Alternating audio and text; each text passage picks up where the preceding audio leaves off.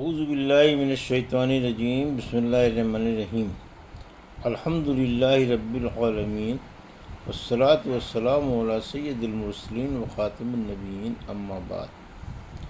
صحیح بخاری باب کتاب الجہاد، حدیث نمبر 3023، اردو ترجمہ۔ مجھ سے عبداللہ بن محمد نے بیان کیا، کہا ہم سے یحییٰ بن آدم نے بیان کیا، کہا ہم سے یحییٰ بن ابی زائدہ نے بیان کیا، ان سے ان کے والد نے، ان سے ابو اسحاق نے، اور ان سے براء بن عازب رضی اللہ عنہ نے بیان کیا کہ رسول اللہ صلی اللہ علیہ وسلم نے انصار کے چند آدمیوں کو ابو رافع کے پاس اسے قتل کرنے کے لیے بھیجا تھا۔ چنانچہ رات میں عبداللہ بن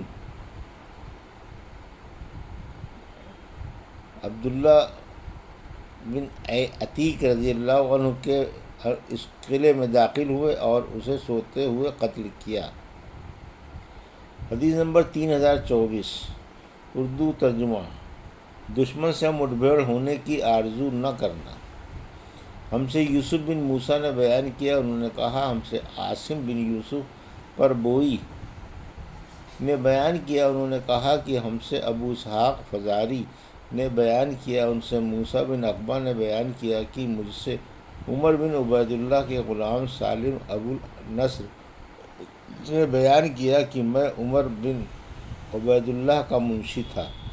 سالم نے بیان کیا کہ جب وہ خوارج سے لڑنے کے لیے روانہ ہوئے تو انہیں عبداللہ بن ابی اوفا رضی اللہ عنہ کا خط ملا۔ میں نے اسے پڑھا تو اس میں انہوں نے لکھا تھا کہ رسول کریم صلی اللہ علیہ وسلم نے ایک لڑائی کے موقع پر انتظار کیا، پھر جب سورج ڈھل گیا۔ حدیث نمبر 3025، اردو ترجمہ۔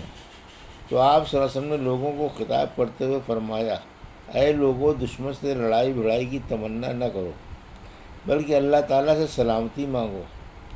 ہاں، جب جنگ چھڑ جائے تو پھر صبر کیے رہو اور ڈٹ کر مقابلہ کرو، اور جان لو کہ جنت تلواروں کے سائے میں ہے۔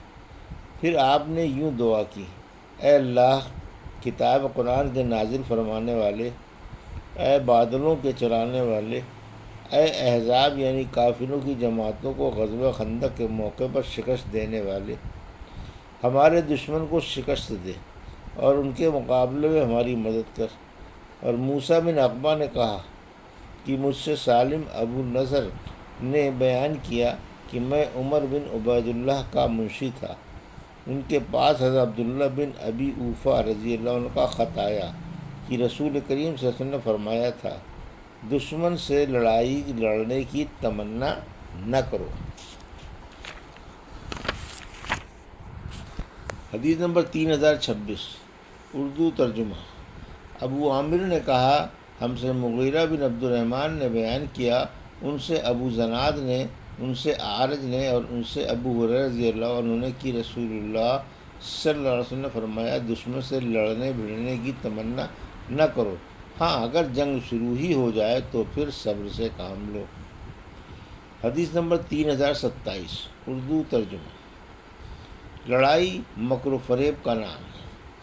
ہم سے عبداللہ بن محمد نے بیان کیا، کہا ہم سے عبد الرزاق نے بیان کیا، کہا ہم کو معمر نے خبر دی، انہیں حمام نے، اور انہیں ابو ہریرہ رضی اللہ عنہ نے کہ نبی کریم صلی اللہ علیہ وسلم نے فرمایا، کسریٰ ایران کا بادشاہ برباد و ہلاک ہو گیا، اب اس کے بعد کوئی کسریٰ نہیں آئے گا، اور قیصر روم کا بادشاہ بھی ہلاک و برباد ہو گیا، اور اس کے بعد شام میں کوئی قیصر باقی نہیں رہ جائے گا، اور ان کے خزانے اللہ کے راستے میں تقسیم ہوں گے۔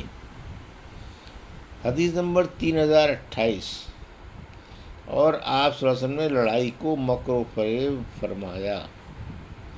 حدیث نمبر 3029، اردو ترجمہ۔ ہم سے ابو بکر بن اسرم نے بیان کیا، انہوں نے کہا ہم کو عبداللہ بن مبارک نے خبر دی، انہوں نے کہا ہم کو معمر نے خبر دی، انہیں حمام بن منبع نے، اور ان سے حضرت ابو ہریرہ رضی اللہ عنہ نے بیان کیا کہ نبی کریم صلی اللہ علیہ وسلم نے فرمایا، لڑائی کیا ہے؟ ایک چال ہے۔ حدیث نمبر 3030، اردو ترجمہ۔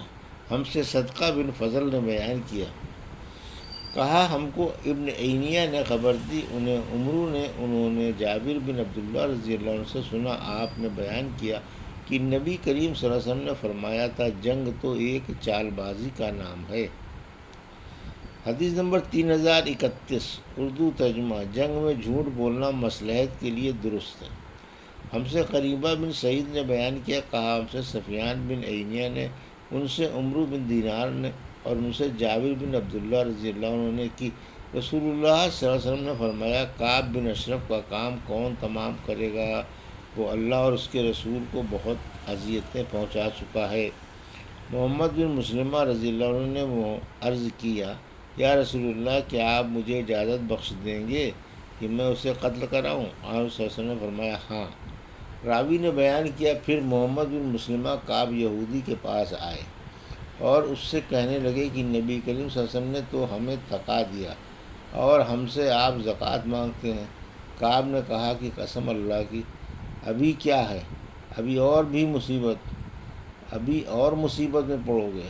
محمد بن مسلمہ اس پر کہنے لگے کہ بات یہ ہے کہ ہم نے ان کی پیروی کر لی، اس لیے اس وقت تک اس کا ساتھ چھوڑنا ہم مناسب نہیں سمجھتے جب تک ان کی دعوت کا کوئی انجام ہمارے سامنے نہ آ جائے۔ غرض محمد بن مسلمہ اس سے اسی طرح باتیں کرتے رہے، آخر موقع پا کر اسے قتل کر دیا۔ حدیث نمبر 3032 اردو ترجمہ، جنگ میں حربی کافر کو اچانک دھوکے سے مار ڈالنا۔ ہم سے عبداللہ بن محمد نے بیان کیا، کہا ہم سے سفیان بن عینیہ نے بیان کیا، ان سے عمرو بن دینار نے، اور ان سے جابر بن عبداللہ انصاری رضی اللہ عنہ نے کہ رسول کریم صلی اللہ علیہ وسلم نے فرمایا، کعب بن اشرف کے لیے کون ہمت کرتا ہے؟ محمد بن مسلمہ رضی اللہ عنہ نے کہا، کیا میں اسے قتل کر دوں؟ آپ صلی اللہ علیہ وسلم نے فرمایا کہ ہاں۔ انہوں نے عرض کیا کہ پھر آپ مجھے اجازت دیں کہ میں جو چاہوں جھوٹ سچ کہوں۔ آپ صلی اللہ علیہ وسلم نے فرمایا کہ میری طرف سے اس کی اجازت ہے۔ حدیث نمبر 3033 اردو ترجمہ، اگر کسی سے فساد یا شرارت کا اندیشہ ہو تو اس سے مکر اور فریب کر سکتے ہیں۔ لیث بن سعد نے بیان کیا، ان سے عقیل نے بیان کیا، ان سے ابن شہاب نے بیان، ان سے سالم بن عبداللہ اور ان سے عبداللہ بن عمر رضی اللہ عنہ نے بیان کیا کہ رسول کریم صلی اللہ علیہ وسلم ابن سیاد یہودی بچے کی طرف جا رہے تھے۔ آپ کے ساتھ ابی بن کعب رضی اللہ عنہ بھی تھے۔ ابن سیاد کے عجیب و غریب احوال کے متعلق آپ صلی اللہ علیہ وسلم خود تحقیق کرنا چاہتے تھے۔ آپ صلی اللہ علیہ وسلم کو اطلاع دی گئی تھی کہ ابن سیاد اس وقت کھجوروں کی آڑ میں موجود ہیں۔ جب آپ وہاں پہنچے تو شاخوں کی آڑ میں چلنے لگا تاکہ وہ آپ کو دیکھ نہ سکے۔ ابن سیاد اس وقت ایک چادر اوڑھے ہوئے چپکے کچھ گنگنا رہا تھا۔ اس کی ماں نے آپ صلی اللہ علیہ وسلم کو دیکھ لیا اور پکار اٹھی کہ اے ابن زیاد، یہ محمد صلی اللہ علیہ وسلم آ پہنچے ہیں۔ وہ چونک اٹھا۔ آپ صلی اللہ علیہ وسلم نے فرمایا کہ اگر یہ اس کی خبر نہ کرتی تو وہ کھولتا، یعنی اس کی باتوں سے اس کا حال کھل جاتا۔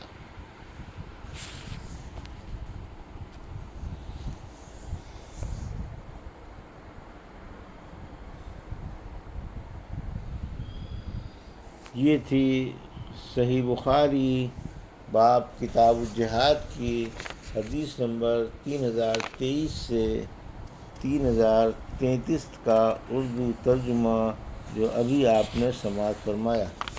اللہ سے دعا ہے کہ اللہ رب العزت ہمیں ان کی صحیح سمجھ عطا فرما اور ان پر عمل کرنے کی توفیق عطا فرما۔ آمین یا رب العالمین۔